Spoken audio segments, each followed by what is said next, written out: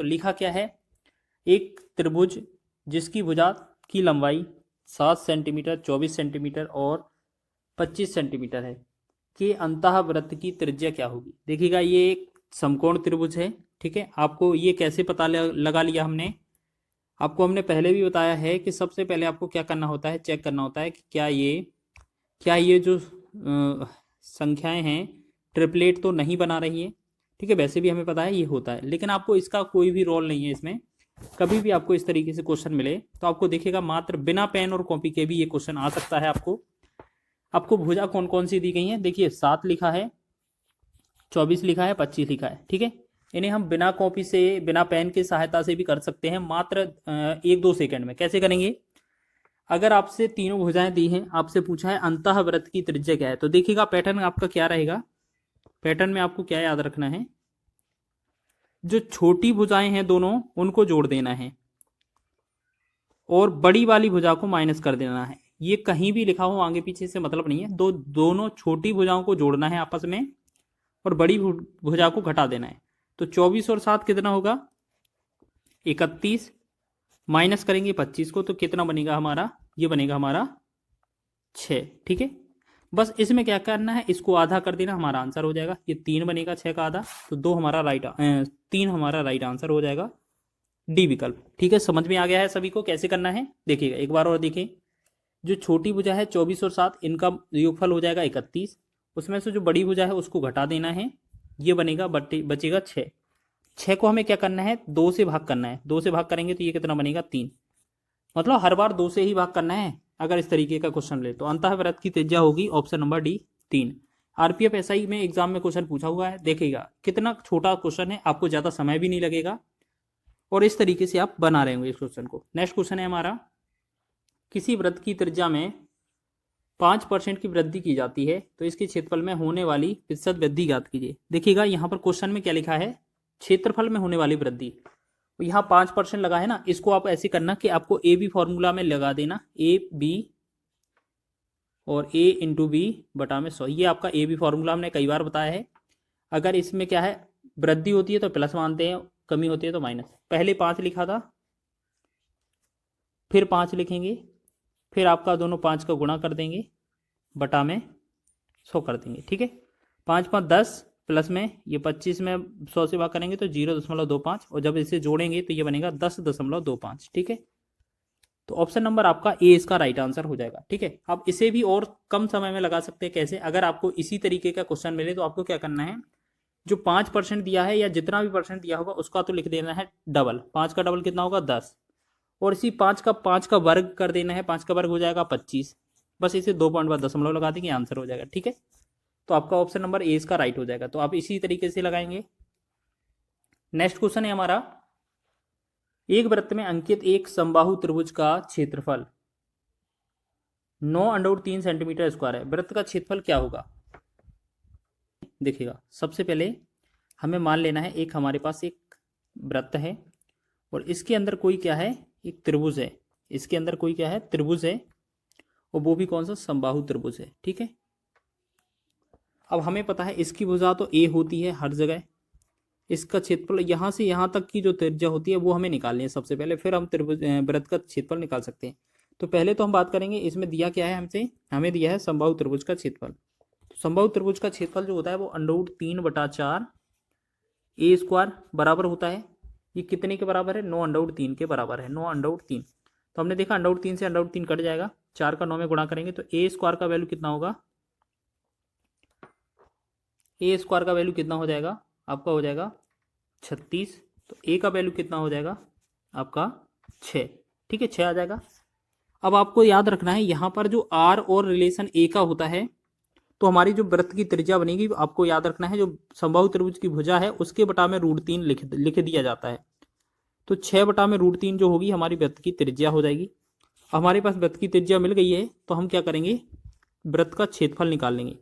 क्षेत्रफल कैसे निकालेंगे, आपका होता है पाई आर स्क्वायर, पाई तो पाई ही रहेगा क्योंकि पाई के टर्म में आंसर देना है। आर स्क्वायर मतलब ये हमारा 6 का वर्ग, यहाँ 6√3 है उसका स्क्वायर करना है, तो 6 का वर्ग कितना आ जाएगा 36, और √3 का वर्ग 3 रहेगा, तो 3 एकम 3, 3 से 12 3 36, 12 पाई जो होगा इस क्वेश्चन का राइट आंसर हो जाएगा। तो ऑप्शन नंबर आपका डी इसका राइट है। ठीक है, तो आसान तरीके से करना है इसको सॉल्व। तो इस तरीके से आपने बना लिया होगा। चलिए नेक्स्ट बढ़ें क्वेश्चन की ओर। चलिए नेक्स्ट क्वेश्चन देखेंगे। लिखा है एक अर्धवृत्तीय क्षेत्र का व्यास 14 मीटर है, तो उस क्षेत्र का परिमाप क्या होगा। तो सबसे पहले बात करें अर्धवृत्त का जो परिमाप होता है, सीधा याद रखें, अर्धवृत्त का जो परिमाप होता है वो आपको याद रखना है पाई आर प्लस 2r के बराबर होता है। हमारे पास व्यास d बराबर 14 दिया है, r का वैल्यू आधा हो जाएगा मतलब 7 आ जाएगा। बस इसमें रख देंगे, पाई का मान 22/7 होता है, गुणे में r की जगह 7 लिखेंगे, प्लस 2 गुणे में r की जगह 7 लिखेंगे। 7 से 7 कट जाएगा तो ये कितना बनेगा 22 प्लस 2 7 14। 14 और 22 को जोड़ेंगे तो कितना बनेगा ये हमारा 6 3, मतलब ये बनेगा हमारा 36। तो 36 मीटर इसका राइट आंसर होगा, option number C. Option number C इसका राइट आंसर हो जाएगा, याद रखेंगे। इस तरीके से क्वेश्चन बना सकते हैं, ये ग्रुप डी के एग्जाम में पूछा गया था। और अर्धवृत्त वाला क्वेश्चन बहुत पूछा जाता है, आपको सीधा रट कर जाना है, याद रख लेंगे। यदि एक वृत्त की परिधि 18 पाई सेंटीमीटर है तो वृत्त का क्षेत्रफल कितना होगा। तो हमने क्या बताया था कि जब भी कभी क्षेत्रफल या परिमिति कोई भी दिया जाए, परिधि वगैरह, तो जो चीज दी जाती है उसी का फॉर्मूला लगाया जाता है। वृत्त की परिधि दी है, मतलब परिधि क्या होती है 2 पाई r होती है। इसका मान कितना दिया है 18 पाई। 1 पाई से 1 पाई कैंसिल, 2 एकम 2, 2 से 2 नम 18। r का वैल्यू क्या हो जाएगा 9, 9 इसका त्रिज्या बन जाएगी। अब हमसे पूछा है वृत्त का क्षेत्रफल क्या होगा। तो वृत्त का क्षेत्रफल तो होता है पाई r स्क्वायर, और आर की पाई के रूप में आंसर देना है, तो पाई तो पाई ही रहेगा, आर स्क्वायर 9 लिखा है, 9 का वर्ग कितना होगा 81। मतलब हमें क्या पता चल गया कि ये 81 पाई जो होगा इस क्वेश्चन का राइट आंसर हो जाएगा। तो ऑप्शन नंबर सी इसका राइट आंसर हो जाएगा 81 पाई वर्ग सेंटीमीटर। आगे बढ़े अगले प्रश्न की ओर। लिखा है एक वृत्त की परिधि 22 सेंटीमीटर है, तो अर्धवृत्त का क्षेत्रफल कितना होगा। तो देखेंगे वृत्त की परिधि, परिधि का मतलब क्या होता है 2 पाई r। 2 पाई r का वैल्यू जो है वो आपका 22 दिया हुआ है, तो हम यहाँ पर लिखेंगे 2 गुणे में 22/7 गुणे में r बराबर कितना है 22। 22 से 22 कट जाएगा, तो यहाँ पर r का वैल्यू निकालेंगे तो ये 7 उस तरफ ऊपर पहुँचेगा, 2 इसके नीचे, मतलब 7/2 निकल आएगा। अर्धवृत्त का क्षेत्रफल होता है पाई r स्क्वायर, तो ये पूरा वृत्त का क्षेत्रफल हो जाएगा। अर्धवृत्त का मतलब है आधा निकालना है हमें। ठीक है, तो 1/2 हम साथ में लिखेंगे, पाई का मान 22/7 लिखेंगे, और r स्क्वायर, r का वैल्यू 7/2 है, और यहाँ r स्क्वायर पूछा है, तो 7 का वर्ग कितना हो जाएगा 49, और 2 का वर्ग कितना हो जाएगा 4।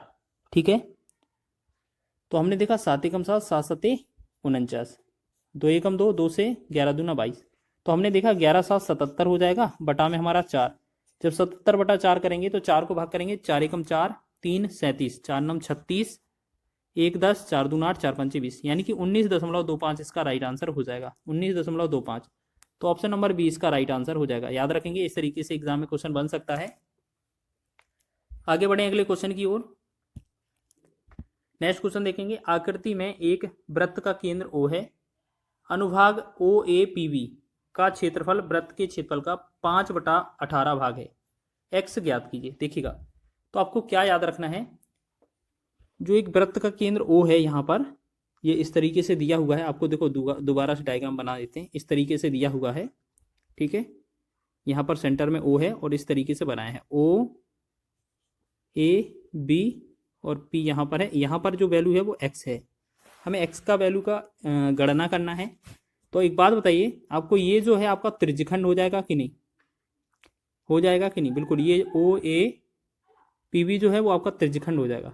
तो देखिएगा, त्रिज्यखंड का क्षेत्रफल जो होता है वो θ/360 गुणे में पाई r स्क्वायर होता है। ठीक है, बराबर क्वेश्चन में बोला है वृत्त के क्षेत्रफल का 5/18 भाग है, तो वृत्त का क्षेत्रफल होता है पाई r स्क्वायर गुणे में कितना 5/18, मतलब 5/18। तो देखेंगे यहाँ पाई r स्क्वायर से पाई r स्क्वायर पूरा कट जाएगा, 18 एकम 18, 18 दूना 36, 0। तो ये कितना बना θ/20 बराबर 5/1। क्रॉस गुणा करेंगे तो यहाँ पर जो थीटा आएगा, थीटा का जो वैल्यू आएगा 20 पंचे 100, 100 जो आ जाएगा इस क्वेश्चन का राइट आंसर हो जाएगा। ठीक है, 100 डिग्री। तो ये थीटा हमारा क्या है 100 डिग्री। इसे ही हमने x बोला है क्योंकि क्वेश्चन में हमने x लिखा था, तो इसकी जगह हम x भी लिख सकते थे।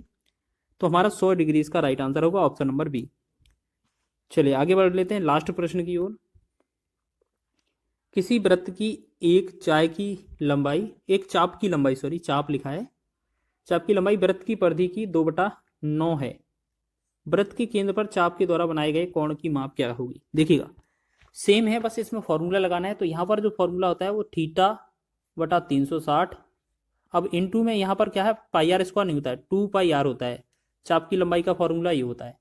बोला है कि उसके परिधि का 2/9 है। परिधि क्या होती है? 2πr होती है। इसका कितना है? 2/9 है। 2/9 लिखेंगे। अब देखिए यहाँ 2πr से 2πr पूरा कैंसिल हो जाएगा। 9 एकम 9, 9 चौके 36 और 0।